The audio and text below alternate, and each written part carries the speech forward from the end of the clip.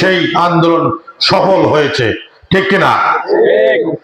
আজকে সেই আন্দোলনে আমরা হয়তো সেই ফ্যাসিস্টরা তারা ক্ষমতা থেকে বিচ্যুত হয়েছে, কিন্তু নতুন করে আবার ষড়যন্ত্র বাংলাদেশে শুরু হয়েছে।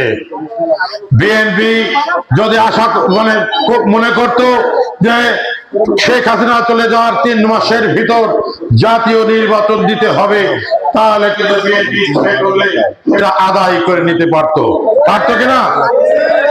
কিন্তু বিএনপি তা করে নাই। বিএনপি তাদেরকে এই নতুন যারা সরকার রয়েছে তাদেরকে সময় দিয়েছে একটি পরিবেশ তৈরি করার জন্য। সেই কারণে আমরা বিএনপিরা এই সরকারে অনেক সময় দিয়েছি। আজকে এই সময় দেওয়ার কারণে একটি ষড়যন্ত্রকারী মহল যারা ওই 71 সালে এই বাংলাদেশকে নিয়ে ষড়যন্ত্র করেছিল, যারা 96 সালে বাংলাদেশকে নিয়ে ষড়যন্ত্র করেছিল, তারাই আবার এই বাংলাদেশকে নিয়ে ষড়যন্ত্র করা শুরু করেছে। আজকে সেই ষড়যন্ত্রে তারা কি বলছে? তারা গণভোটের দাবি করছে। আমরা বলছি গণভোট হবে, কিন্তু সেটা জাতীয় নির্বাচনের আগে।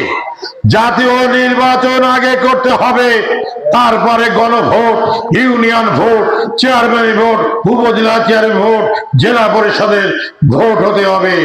আমরা চাই জাতীয় নির্বাচন সবার আগে। আজকে যদি জাতীয় নির্বাচন অনুষ্ঠিত না হয়, আবার গণভোট দিয়ে নতুন করে আবার নতুন ফ্যাসাদ তারা শুরু করতে পারে, তারা শুরু করবে। আজকে তারা এই যে জাতীয় নির্বাচন চায় না কেন, এটা আপনারা তো বোঝেন, নিশ্চয়ই বোঝেন। তারা জাতীয় নির্বাচন চায় না কারণ বাংলাদেশের মানুষ তাদেরকে কখনো ক্ষমতায় নেবে না। কারণ বাংলাদেশ জন্মের যারা বিরোধিতা করেছে তাদেরকে বাংলাদেশের জনগণ ক্ষমতায় নিতে পারে না, এটা তারা ভালো করেই জানে। সেই কারণে আপাতত যে সরকার আছে, এই সরকারের ভিতর থেকে তারা কিছু সুবিধা নিতে চায়, সুবিধা ভোগ করতে চায়। আজকে দেখেন না তাদেরকে অবস্থা কি। আজকে গত 1 সপ্তাহ আগে আমার এক মুরব্বী, বয়স প্রায় 70-এর উপরে, 75-77 বছর, যারা মুক্তিযুদ্ধের সময় দেখেছে, মুক্তিযুদ্ধ যারা দেখেছে, যে যুদ্ধকালীন সময় কি করে, তার একজনের সঙ্গে আমার কথা হলো। ইসলামের জামাতে ইসলাম এরা কিন্তু 71 সালেও এরকম করে বেড়াইছে, এমন ফ্যাসাদ চুরি করেছিল যে তাদের উপর মানুষ অতিষ্ঠ হয়ে গেছিল। এই কয়েকদিনে কিন্তু বাংলাদেশের জনগণ অতিষ্ঠ হয়ে পড়েছে। তাদের কার্যকলাপ, কথাবার্তায় এমন ভাব যে আজকে দেখেন তাদের কার্যকলাপ কি। আজকে তারা পূজা মন্দিরে যাচ্ছে, তারা পূজা রোজাকে তারা এক করে নিচ্ছে, কৃষ্ণ মোহাম্মদকে তারা একই ভাবে তারা ভাবছে। এটা আসলে এটা কি কোনো মুসলমান জাতির বা মুসলিমের কথা বা কোনো হিন্দুর কথা যে পূজা রোজা এক? কোন হিন্দু কিন্তু এটা বিশ্বাস করে না, কোন মুসলমান বিশ্বাস করে না। কৃষ্ণ আর মোহাম্মদ, ঈসা মুসা একই হতে পারে? একই হতে পারে না। এটা যেমন হিন্দুরা বিশ্বাস করে না, বাংলাদেশের মুসলমানরাও এটা বিশ্বাস করে না। তাই এই ভণ্ড প্রতারক দিক থেকে আমাদেরকে সাবধান থাকতে হবে। এই সাবধানতা থাকতে হবে এই কারণে এরা সুযোগ বুঝে তারা বিভিন্ন সময় 71 সালে অপকর্ম করেছে, আবারও নতুন করে বাংলাদেশের নিয়ে ষড়যন্ত্র করে বাংলাদেশকে ধ্বংস করার চেষ্টা করছে। বাংলাদেশকে একটি বিশৃঙ্খলা দেশ হিসেবে তারা আবার পরিণত করতে চাচ্ছে।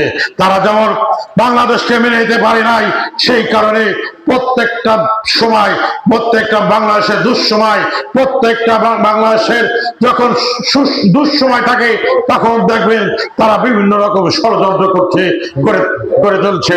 তাই বন্ধুরা, আজকে আপনাদের কাছে আমার বিনীত অনুরোধ রইল, আপনাদের কাছে আমার একটা অনুরোধ রইল।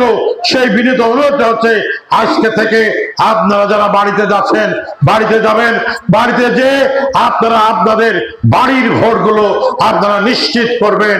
আপনার বোনের কাছে, আপনার স্ত্রীর কাছে, আপনার ছেলের কাছে আপনারা আপনাদের যে ভোট আছে আপনাদের বাড়ির, সেই বাড়ির ভোটগুলো আপনারা নিশ্চিত করবেন।